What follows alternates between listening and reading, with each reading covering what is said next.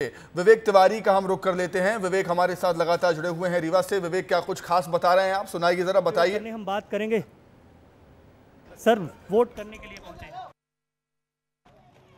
हाँ बिल्कुल, मतदान बहुत तेज़ी से हो रहा है, उत्साह दिख रहा है लोगों में। और मोदी जी को तीसरी बार प्रधानमंत्री बनाने का ये चुनाव है, इसलिए लोगों में एक अलग तरह का उत्साह है। क्या लगता है जनता तक कौन से मुद्दे पहुंचाने में आप लोग सफल रहेंगे? जनता में देश के वो तमाम उलझे हुए मामले, धारा 370 हो, अयोध्या में भगवान राम के मंदिर का निर्माण हो, नागरिकता संशोधन कानून हो, एक तो ये मुद्दे हैं।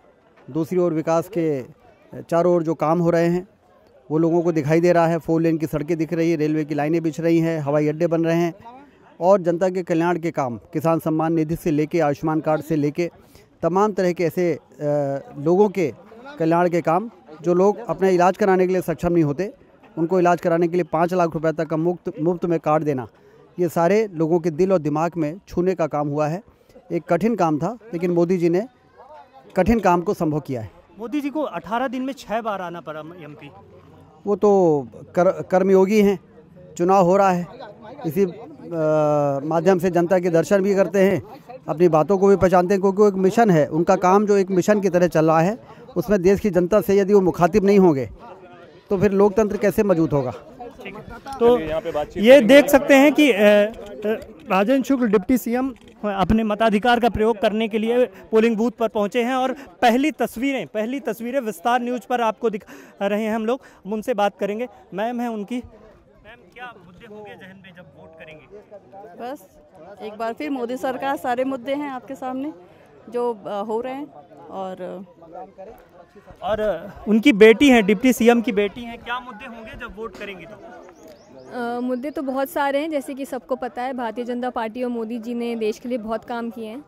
और जैसे कि पापा ने कहा है, लोकतंत्र का महापर्व चल रहा है, उसमें हम हिस्सा लेने आए हैं और यही उम्मीद करते हैं कि बीजेपी की बहुत अच्छी विक्ट्री होगी। तो पहली बार वोट कर रही हैं? नहीं, मैंने पहले भी किया है। लोकसभा में क्या पहली बार कर रही हैं? नहीं, पहले भी किया है। क्या मुद्दे होंगे? मुद्दे तो विकास के ही हैं, और जैसे कि हम सब देखते हैं कि विकास के इतने सारे कार्य हुए हैं, तो निश्चित तौर पे भारतीय जनता पार्टी की जीत होगी। और हाँ, युवा है, क्या एक्सपेक्टेशन सरकार को लेकर करते हैं आप? सरकार से एक्सपेक्टेशंस तो एजुकेशन की फील्ड में ही है हम युवाओं की, और वो भी काम हो रहे हैं बहुत अच्छे से। तो बस जैसे हो रहे हैं वैसे होते रहेंगे, बस हमारी यही उम्मीद है। ठीक है। तो क्या मैम, क्या मुद्दे होंगे इस बार जब वोट करेंगे तो? बहुत मुद्दे हैं जो कि हमारी सरकार, मोदी सरकार, उसको सब हल कर रही हैं। युवाओं के ऊपर ध्यान दे रही हैं और देश का उत्थान कर रही हैं। ये हमारे विकास कर रही हैं। तो आप देख सकते हैं कि मध्य प्रदेश के उप मुख्यमंत्री पोलिंग बूथ पर पहुंचे हैं अपने मताधिकार का प्रयोग करने, और उनका पूरा परिवार उनके साथ है जो अपने मताधिकार का प्रयोग कर रहा है। और लोगों से भी ये अपील कर रहे हैं कि लोग पहुंचकर, अपने पोलिंग बूथ पर पहुंचकर, अपने घरों से निकलकर अपने मताधिकार का प्रयोग करें। विस्तार न्यूज़ ने पहली बात की है डिप्टी सीएम राजेंद्र शुक्ल ने, और उन्होंने अपील भी की है कि लोग घरों से निकलकर वोट परसेंटेज को बढ़ाने के लिए और वोटिंग करें। आप तस्वीरें देख सकते हैं, मैं एक बार तस्वीरें चाहूँगा कि दिखाएं।